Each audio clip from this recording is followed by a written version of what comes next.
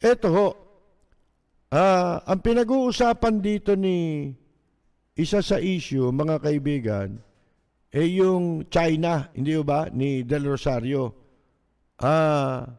Sabi niya, most reliable international entity had informed him.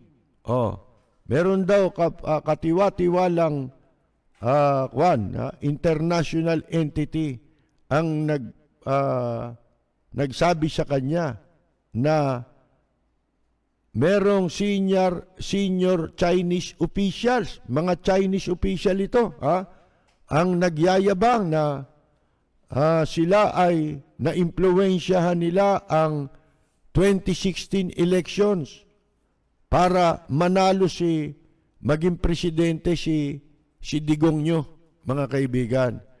Ngayon, itong si Del Rosario, hindi ito unang beses na pinagsabihan niya ng ganyan eh. Pangalawang beses na ito eh. Di ba? Meron pang nauna dyan eh. Dahil nga sa issue ng West Philippine Sea at saka yung arbitral ruling ng UNCLOS sa The Hague. Ngayon, hindi ba sabi ng Incheck at saka sabi nitong si Digong nyo, yung arbitral ruling na yan ay piece of paper. Di ba? It's just a piece of paper.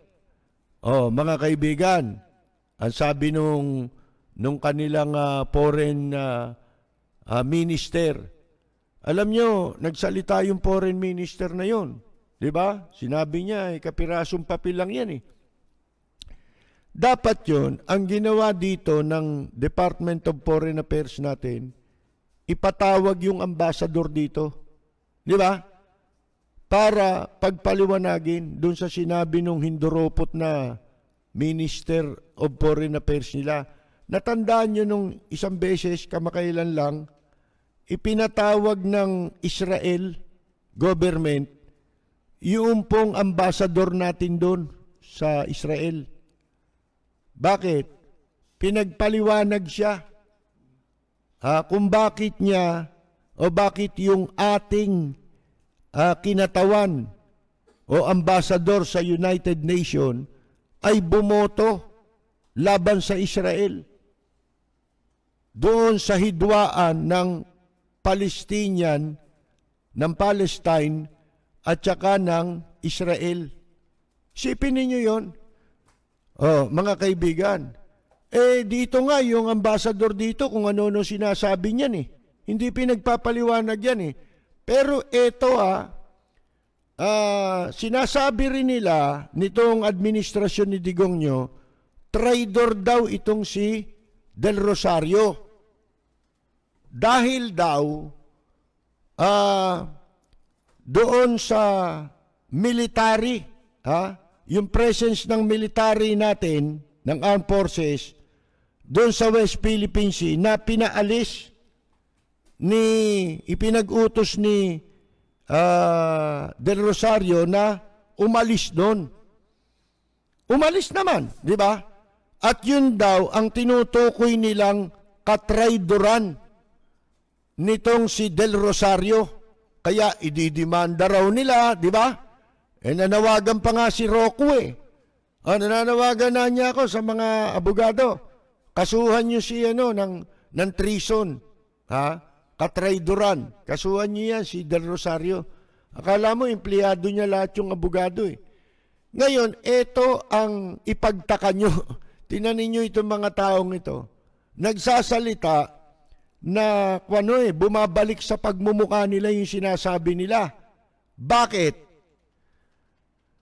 Kasi po, mga kaibigan, itong si DFA Secretary, Secretary Teddy Boyfinger Locsin Jr., kamakailan lang, winelcome niya, yung pong open support, yung hayagang suporta ng malaunaan niyang kaalyado, ng Pilipinas ang Estados Unidos. Pinuri niya yung yung open support ng matagal ng alyado raw na Estados Unidos para doon sa 2016 arbitral ruling on the South China Sea, as well as its affirmation of its commitment to the 1951 Mutual Defense Treaty. Ano ibig sabihin natin, mga kaibigan? Ito pa, tutuloy ko lang sandali itong sinabi pa ni Locsin. As such, it contributes to the rules-based order in ASEAN and benefits all the countries that use the vital artery that is South China Sea. Mga kaibigan, we also reaffirm that an armed attack on Philippine Armed Forces, public vessels, or aircraft in the South China Sea would invoke U.S. mutual defense commitments under Article 4 of 1951 U.S. Mutual Defense Treaty. Sabi naman nung na U.S. State Secretary Anthony Blinken. Teka, may binasa siya rito may sinabi siya. Ngayon, itong DFA, mga kaibigan, pinupuri nila yung Mutual Defense Treaty. Alam ba ninyo nangyari doon sa kung bakit nag-withdraw ang Pilipinas doon sa ng mga military presence doon sa Scarborough Shoal noong panahon ni Pinoy? Sapagkat ang Estados Unidos ay namagitan sa Pilipinas at China para magkaroon ng kasunduan na na pareho silang magwi-withdraw ng kanilang presence doon sa Scarborough Shoal. At yun ang napagkasunduan. Pumayag ang China sa ginawang pamamagitan nitong Estados Unidos. Pumayag ang China, pumayag ang Pilipinas. Ang Pilipinas, inutos. Ito nga si Del Rosario, natanggalin yung mga military natin doon sa Scarborough Shoal. Itong China, hindi po ito sumunod sa kasunduan. Tapos doon mo kakasuhan si Del Rosario? Hindi. Hindi mo pwedeng kasuhan yan doon. Hindi ba? Bakit si Del Rosario kakasuhan mo? Dapat yung China kasuhan mo Hindi ba? Kasi hindi sila sumunod Baliktad ho Kaya dito makikita ninyo kapag ikaw ay sumunod ka sa batas at ikaw ay nanindigan ka para sa kapakanan ng bansa mo at mamamayan mo, ikaw ang ikaw ang gusto nilang idemanda. Hindi ba isang malaking katarantaduhan po yan, mga kaibigan? Kaya maliwanag Kitang-kita na natin ang wala na silang maitatago Yung kanilang commitment, ikinompormiso nila ang interes ng bansa at ng mamamayan sa China. Bakit? Kasi sila rin na nagsasabi. Si Digong nyo rin na nagsasabi. Hindi ba? Na pagka ako ay tutulungan ako ng China. Di ba? Poproteksyonan ako ng China para hindi ako mapatalsik sa kapangyarihan. At meron tayong ipinarinig nun sa inyo, di ba? Na sinasabi niya sa mga, kausap niya, mga inchik ng China, na, na gawin nyo na lang kaming probinsya ng China. Bakit? Kasi ang iniisip niya lang, kapalit ng ginawa niyang pagkompormiso sa interes ng bansa at mamamayan, iligtas yung sarili niya sa kanyang ginawa na laban sa Pilipinas at sa mga mamamayang Pilipino. Gusto niyang proteksyonan yung sarili niya. Di ba? Sa anumang pananagutan. Kasi yan papatak yan sa kasong treason pagtatraydor, kataksilan. Yan yung pinakamataas na pwede mo magawa laban sa bansa at sa mamamayan. Mga kaibigan, mas mabuti pa kung nagnakaw na lang kayo hindi. Dito, nagnanakaw na yung mga nasa administrasyon, tinatraydor pa ang sambayan ng Pilipino. Hindi ba? Si Gloria, dyan nagumpisa yung yung katraydoran Mga kaibigan, yung iba ng mga administrasyon, magnanakaw lang.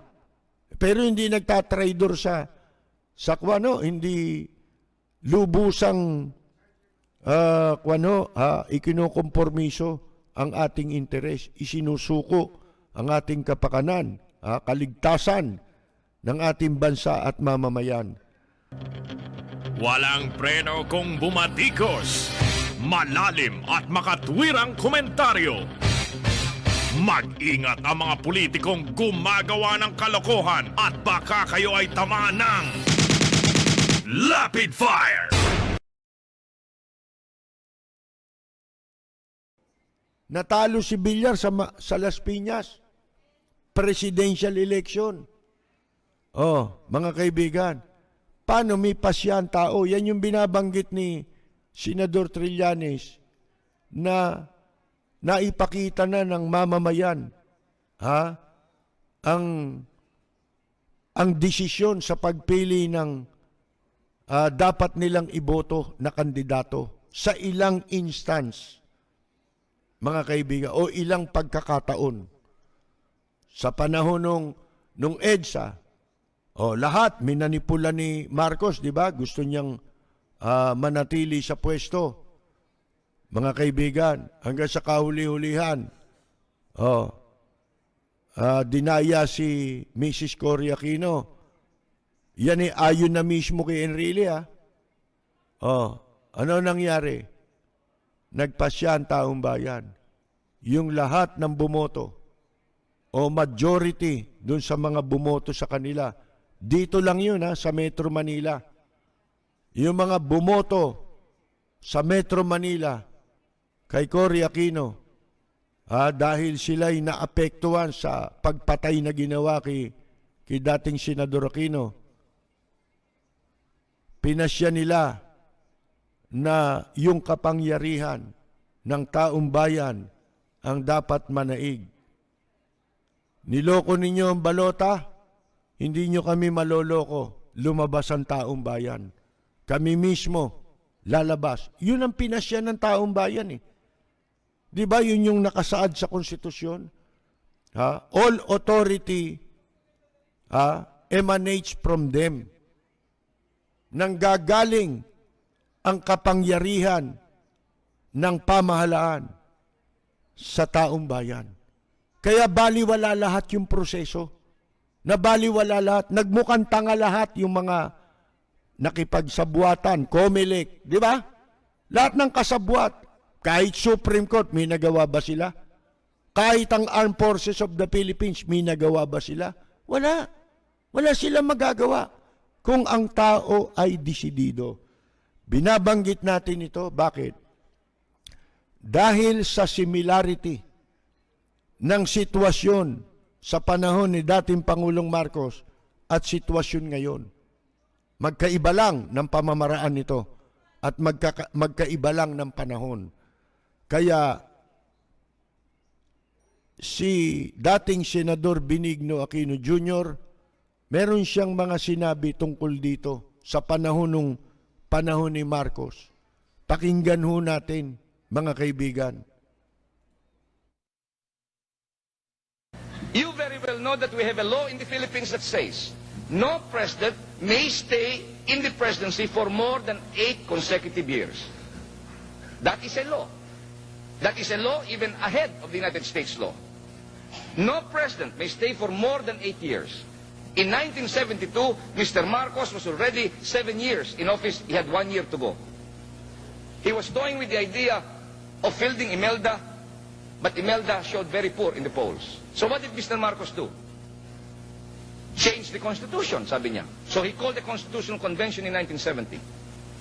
We were a handful in the Senate who denounced this, and I told the Senate, we should not allow an open Constitutional Convention because it's very dangerous. Even America, I said, has never called the Constitutional Convention since 1776. They have amended their Constitution piecemeal, but they never opened it. But we lost, and a Constitutional Convention was called. People were elected. And very quietly, Mr. Marcos started maneuvering to change our form of government from an American-type presidential system to a British-type parliamentary so that he can be elected as a deputy from Ilocos, become prime minister, and then stay on forever. That was the plan. However, on January 2, 1972, most of you are already here in America. Some of you maybe were too young to remember. But on January 1972, almost 9 years ago today, an old man, a retired ambassador from Leyte, his name is Eduardo Quintero, who is now in San Francisco, stood up on the floor of the Constitutional Convention and shocked the entire Filipino people with the expose that Malacanang has been giving envelopes to members of the Constitutional Convention, buying their votes so that they will vote for a parliamentary form of government to allow Mr. Marcos to extend his term beyond the 8 years. The nation was shocked.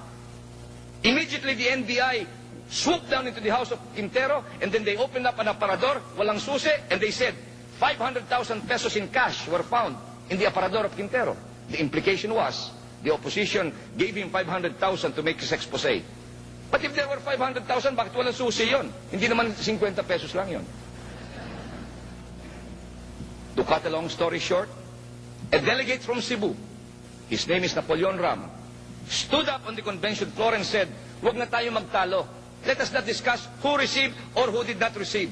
I am now filing a resolution that will provide, if we approve this constitutional convention, this constitutional amendment, this new constitution, no incumbent president or his spouse may seek office." Out sa kulumbo si Mr. Marcos. Eh sa takot ng mga delegado, because they will be accused if they voted no, that they received the envelope, everybody voted yes. Nalagot si Mr. Marcos. This Rama resolution was overwhelmingly passed. Mr. Marcos and Imelda Marcos are out of the running. So what will Mr. Marcos do? Hindi na pwede sa 1935 Constitution. Hindi na po pwede dito sa bagong Constitution. The only reason left, or the only excuse and the only option left for Mr. Marcos is to declare martial law. And so what happened? The students demonstrated in the streets. Sabi ng agent ni Marcos, sige pa, dagdagan pa nyo. More demonstration in the street. Sige pa. Finally, bombings started in Manila. And did you know, my friends, the Manila police captured one of the bombers. And one of these bombers in Manila was identified as a sergeant of the firearms and explosive section of the Philippine Constabulary. The following day, this man was snatched from the Manila police and we never heard from him again. And then, on September 23, midnight, Mr. Marcos went on television and said, "I, Ferdinand Marcos, acting as Commander-in-Chief of the Armed Forces of the Philippines, by virtue of the provision of the Constitution which states, in case of invasion, insurrection, rebellion, or imminent danger thereof, I may declare martial law or suspend the writ of habeas corpus. Therefore, I now declare martial law and shall administer this country alone." On that day, democracy died. And so Mr. Marcos arrested together with us in the Senate most of the leaders in the Constitutional Convention. All of those opposing him went to jail with us. And then when they went to jail with us, all the other members of the convention were herded and they were given a constitution by Mr. Marcos and they were told to sign. And everybody signed, except those in jail with us. And once this new constitution was signed by them, he released the delegates. And then, on January 17, 1973, Mr. Marcos went on television and said, "Ladies and gentlemen and my countrymen, there is now a new constitution." But how can we have a new constitution? There was no plebiscite. You know that the law says, before you can have a new constitution, you must present it to the Filipino people, and the Filipino people must, in a secret ballot, write yes or no. What happened? Tinawag ni Mr. Marcos sa mga citizens assembly. Tinawag niya mga barrio councils. And then in the middle of this meeting, tinanong, "Kayo ba'y gutom na?" "Yes." "Taas ang kamay." "Taas." Lahat ng taas. "Approve ang konstitusyon."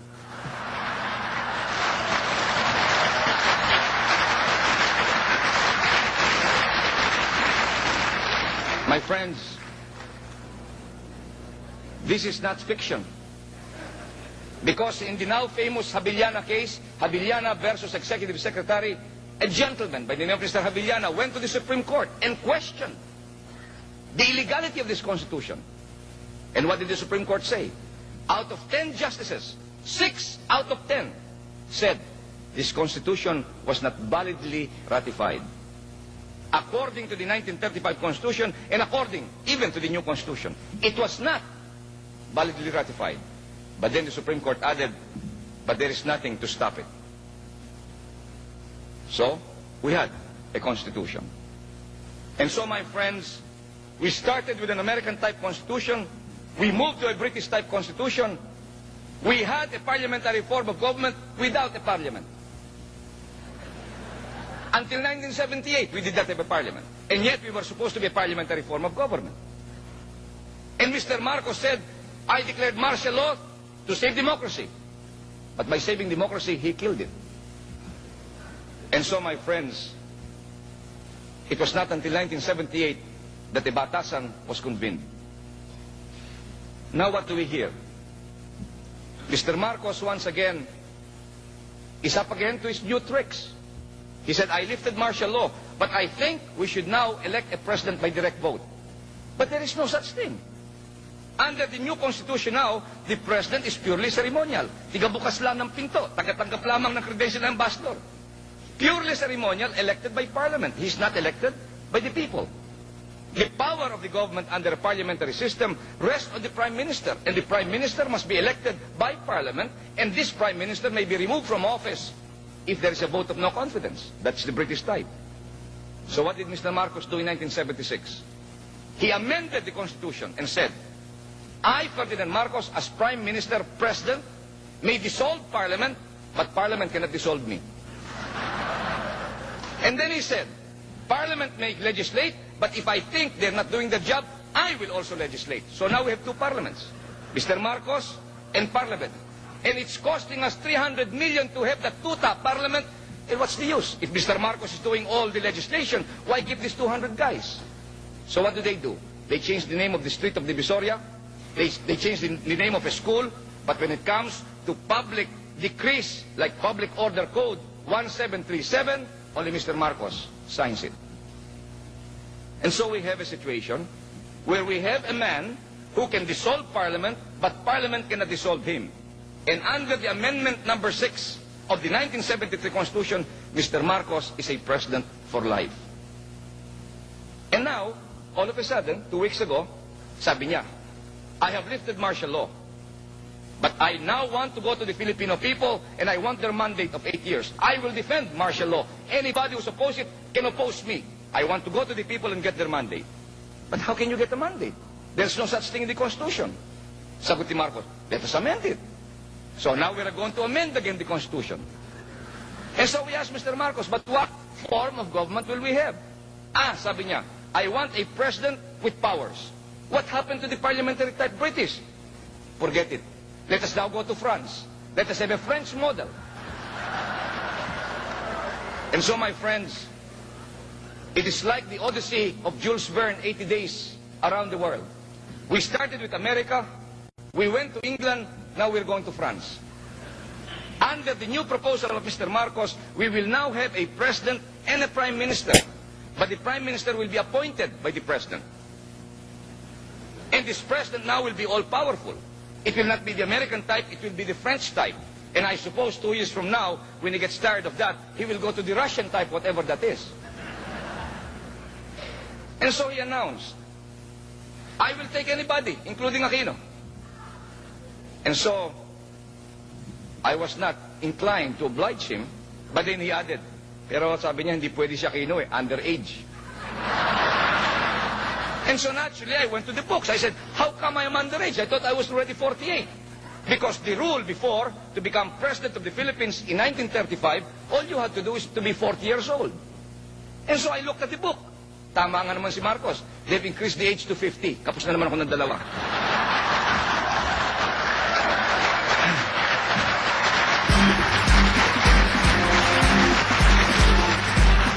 Of course, Mr. Marcos said,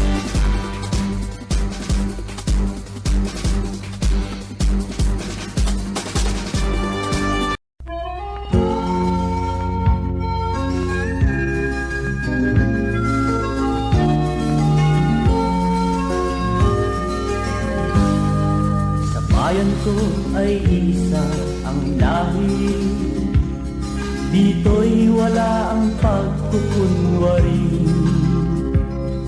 Hindi padadaig, sadyang kilala sa daigdig, may pagkakaisa sa bawat nais. Ang bayan ko'y punong-puno ng yaman, bakit ito'y kailangan pang iwanan? Hindi nga ba't anong sarap mabuhay ng buong ganap? Sa bayan mo, sumabit man yaong wakas. Dito sa bayan ko, lahat kami pantay-pantay. Walang nang aapit, ang pag-ibig ay tunay. Dito sa bayan ko, dito'y makikilala mo ang isang kaibigan nagmamahal sa'yo.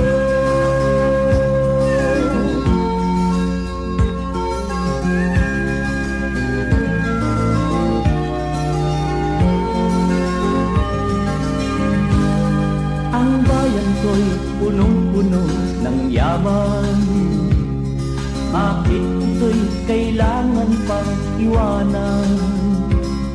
Hindi nga ba't anong sarap mabuhay ng buong ganap? Sa bayan mo, sumapit man yaong wakas. Dito sa bayan ko, lahat kami pantay-pantay. Walang nang aapit, ang pag-ibig ay tunay. Dito sa bayan ko, dito'y makikilala mo ang mga kaibigang nagmamahal sa'yo. Dito sa bayan ko, lahat kami pantay-pantay. Walang nang aapit, ang pag-ibig ay tunay. Dito sa bayan ko, dito'y makikilala mo ang isang kaibigan, ang mga kaibigan, ang bawat kaibigan na